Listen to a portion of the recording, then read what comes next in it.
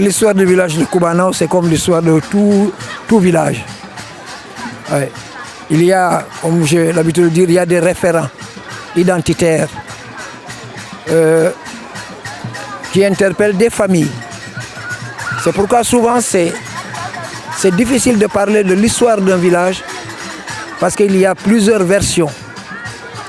Je vous dirais tout simplement que le village de Koubanao a été fondé par la famille Tamba. Tamba Djiro. Oui. Tamba Djiro, ils viennent de Djiro. Mais quand on remonte le cours de l'histoire, ils viennent de plus loin. Oui.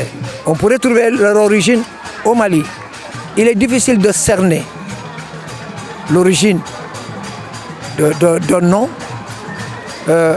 La toponymie d'un village, c'est souvent difficile. Koubanao se trouve être le village le plus peuplé des Kalounaï, mais le plus peuplé de l'arrondissement de Tangori, qui a très tôt pris en charge son propre destin. Parce que souvent attendre, ça ne conduit nulle part. Je crois que nous avons chacun, en ce qui le concerne, la responsabilité de se prendre en charge.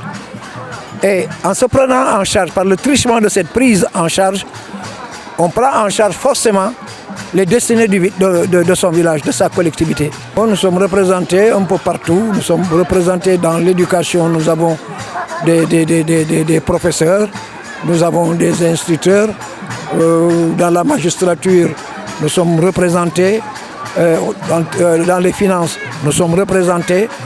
En tout cas, il y a une diaspora se réclamant de Koubanao qui joue un rôle prépondérant dans l'évolution du Sénégal, mais dans le développement de Koubanao.